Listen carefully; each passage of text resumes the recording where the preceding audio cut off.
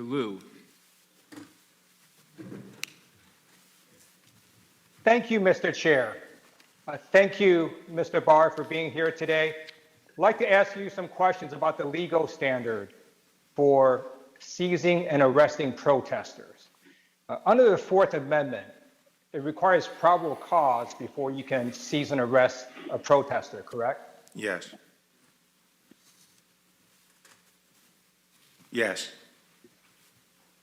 Okay, and the probable cause has to be particularized to a particular person. So if a protester was merely standing around in a crowd in the vicinity of someone else suspected of criminal activity, you cannot arrest that peaceful protester. In other words, there's no such thing as probable cause by mere association, correct? Well, not strictly, but I'll say that, you do need particularized probable cause. Okay, and if there's no probable cause, then If someone you can't jumps arrest into a protester, getaway car correct? and there are 3 or 4 people in there, that might be enough to give you probable cause, just those circumstances. You don't need it on each individual. Reclaiming my time, Mr. Attorney General. If there is no probable cause, you can't arrest a protester, correct? I said at the beginning, arrest has to be predicated on probable cause. All right. Now, an arrest can also occur whether or not the federal official says it's an arrest. So, for example, if a federal officer takes a protester into custody, transport that protester, let's say, to a federal building, detains a person for questioning, that will constitute an arrest whether or not the federal official says the person is under arrest, correct?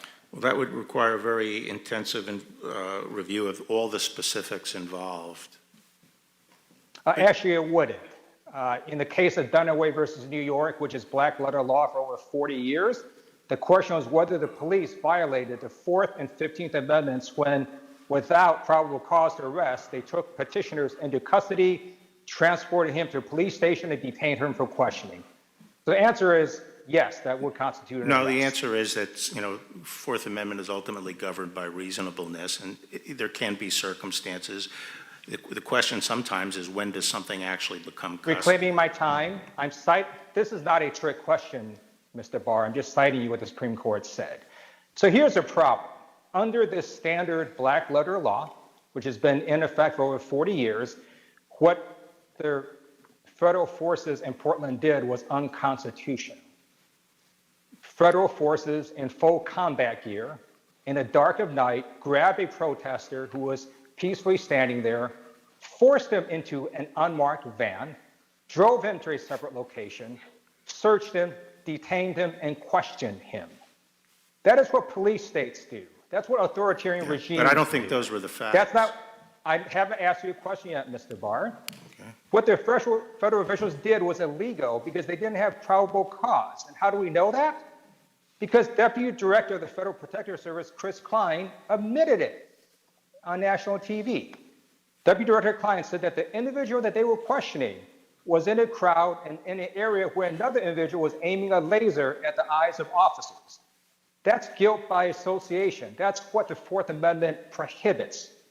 Deputy Director Klein further stated that the protester was released after federal officials concluded, quote, they did not have what they needed, unquote, which again shows there's no probable cause. And it appears that federal Deputy Director Klein appears to understand that there was no probable cause because he essentially justifies that action as saying it wasn't an arrest. He calls it, quote, a simple engagement, unquote.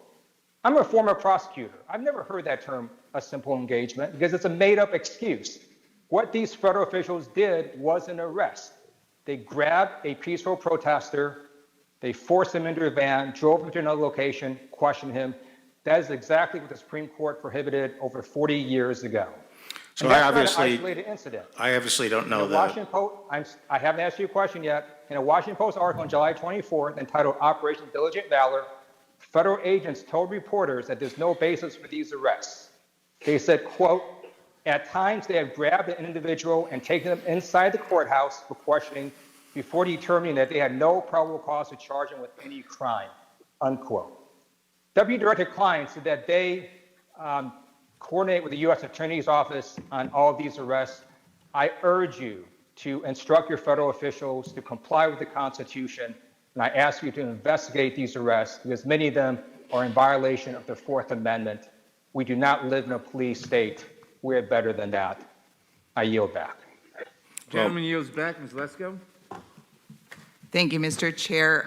Since Representative Lieu didn't allow you any time to answer his allegations, would you care to answer any of his allegations? Yes, I mean, obviously, I don't know all the particulars of any individual case out there, but based on my general understanding, what had happened was that when they tried to effectuate arrests of the ringleaders or the people who were engaged in violence or that they saw with lasers and so forth, and they went out, they were immediately swarmed by people in black, and there was a lot of violence, so they couldn't effectuate the arrest. So the modus operandi was changed, and based on specific information as to individuals who were seen doing things and identified, they later tried to pick them up when there was less of a risk of this kind of mob response. The fact that if you have information that someone has a laser and is using it and later pick him up and he doesn't have it, it doesn't mean that there wasn't probable cause. It means he doesn't have the laser. The question is, was it reasonable for you to rely on the information that you had and the identification of that individual? In some cases, it could be a misidentification. In other cases, it could be the person, ditched the laser.